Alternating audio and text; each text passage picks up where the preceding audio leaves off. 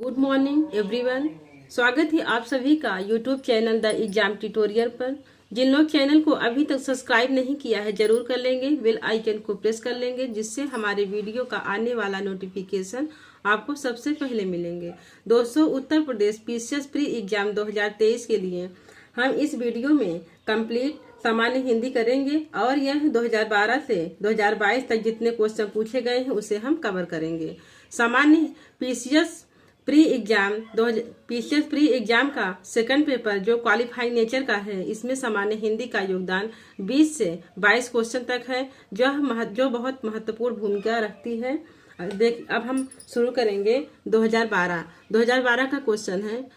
विलोम शब्द युग्म है, विलोम शब्द युग्म है। इसमें प्रवेश का निकास होगा, मूक का वाचाल, भूत का भविष्य और पुरस्कार का तिरस्कार होगा।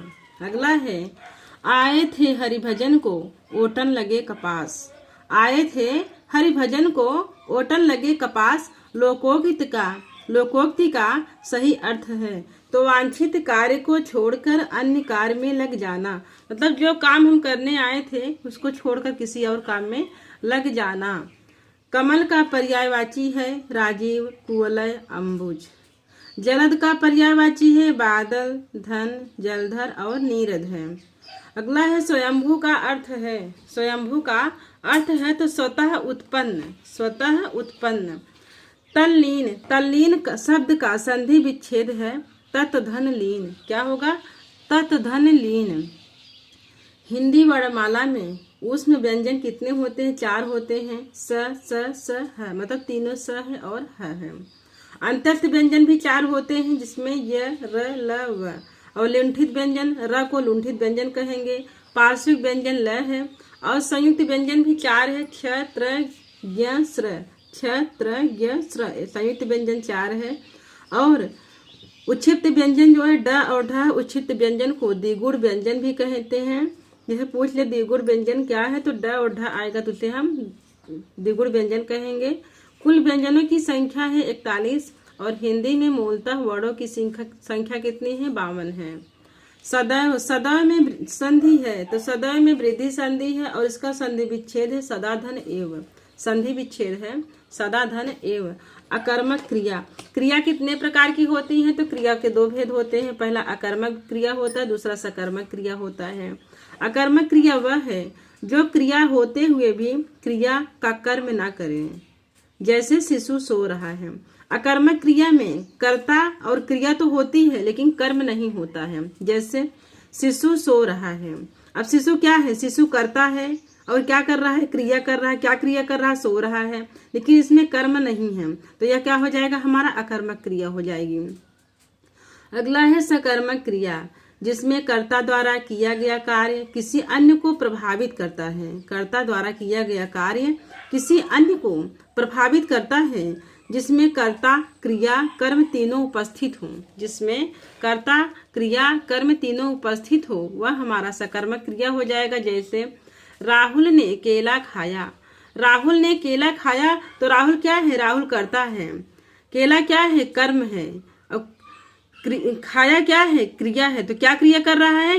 खा रहा है। क्या खा रहा है? केला खा रहा है। इसमें कर्ता, क्रिया, कर्म तीनों उपस्थित है, इसलिए यह सकर्मक क्रिया हो जाएगा। जैसे राहुल ने केला खाया, वह साइकिल से स्कूल जाता है। अगला है कृदंत प्रत्यय। कृदंत प्रत्यय जोड़ते हैं कहाँ पे? क्रिया में जोड़ते हैं।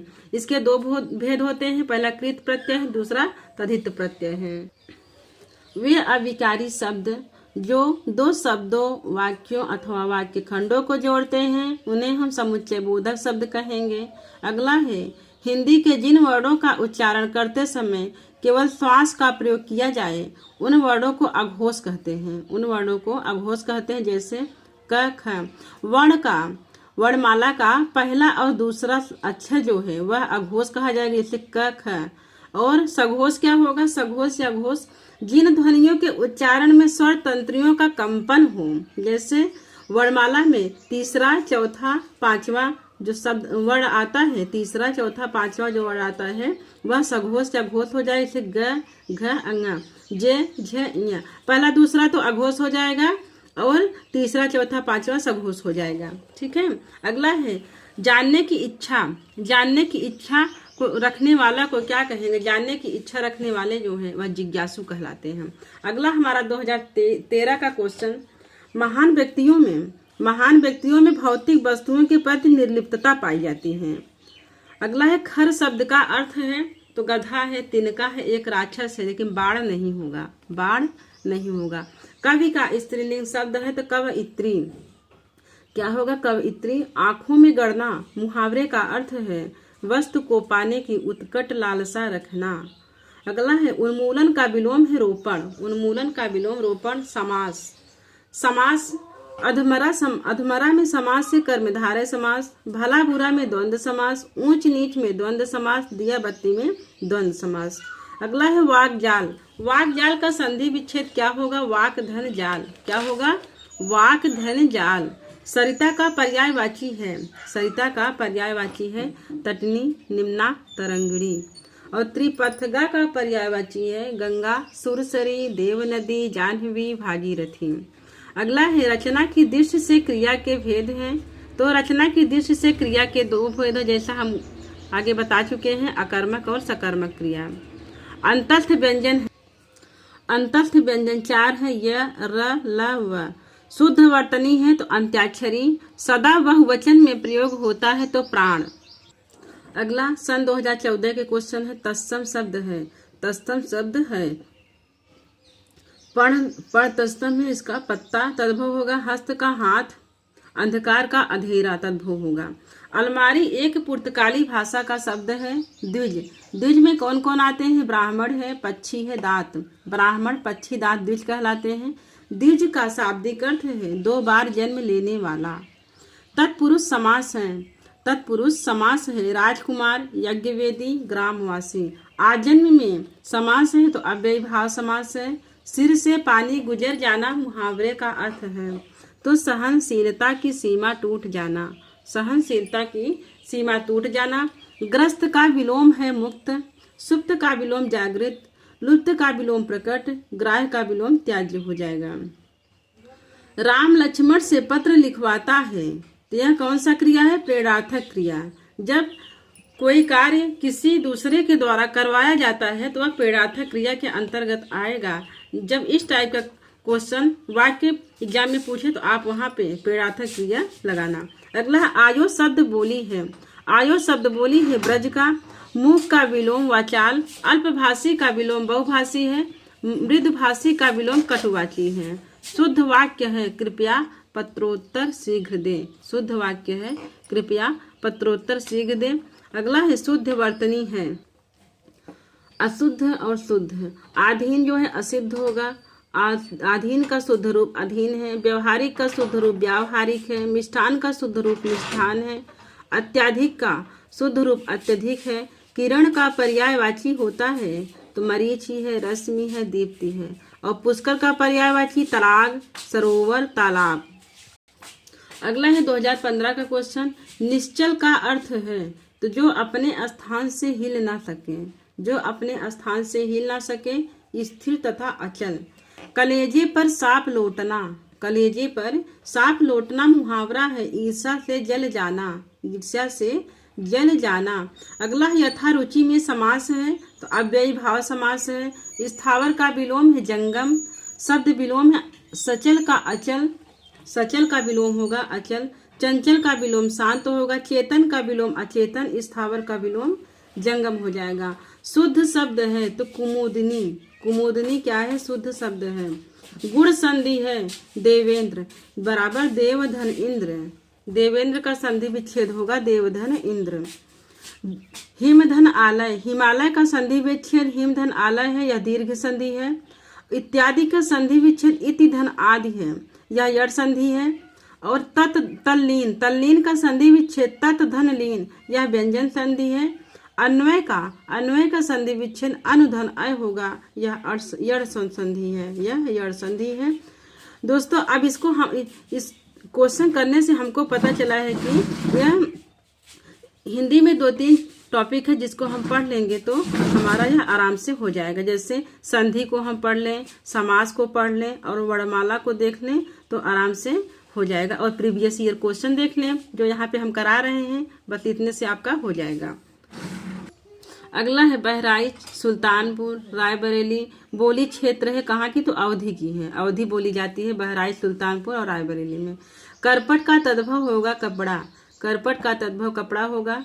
तद्भव वह है जो हिंदी का बिगड़ा हुआ रूप है, और तत्सम वह है जो संस्कृत से निकला हुआ शब्द है, वह तत्सम है। सकर्मक क्रिया का वाक्य है। सकर्मक क्रिया का वाक्य है तो बालिका निबंध लिख रही है। तो बालिका निबंध लिख रही है, सकर्मक क्रिया, इसको हम आगे पढ़ चुके हैं। शुद्ध वाक्य है वह दंड देने योग्य है। मैं सारी रात जागता रहा। मैं सारी रात जागता रहा। रात्रि का पर्यायवाची है रजनी, विभावरी, निशी, यामिनी, सरवरी, छपा, रात। मृगेंद्र का पर्यायवाची है शार्दूल, सिंह, व्याघ्र, पंचमुख, मेघराज, केसरी, केहरी, महावीर। तत्समक शब्द है। तत्समक शब्द है कर्म का विद्या, मत्स्य का मृग, ज्ञान का क्षेत्र, दधि का भक्त। ये जो है तत्समक शब्द है। अगला है 2016 का। ऐसड़ा का अर्थ है अभिलाषा या तृष्णा। युग्म विशेषण है तो छोटा बड़ा, हरा पीला, 2 3, राम लक्ष्मण नहीं होगा। तत्सम शब्द है। तत्सम शब्द है तस्कर, ध्यान, बोध। हाथ क्या है, हाथ तद्भव है, हाथ का तत्सम हस्त होगा। चिरंतन का विलोम है। चिरंतन का विलोम नश्वर है। अनिवार्य का ऐच्छिक है। प्रतिकूल का अनुकूल है। समान का असमान है। प्रतिदर्श का निदर्श है। अपनी डफली अपना राग का अर्थ है। अपनी डफली अपना राग का अर्थ है संगठन का अभाव। शुद्ध वर्तनी वाला शब्द है जैसे अनुग्रहित। अनुग्रहित शुद्ध वर्तनी, रचयिता शुद्ध वर्तनी होगा। अनुग्रहित का अनुग्रहित होगा। आहार का आहार शुद्ध होगा। सृष्टा का सृष्टा शुद्ध रूप होगा।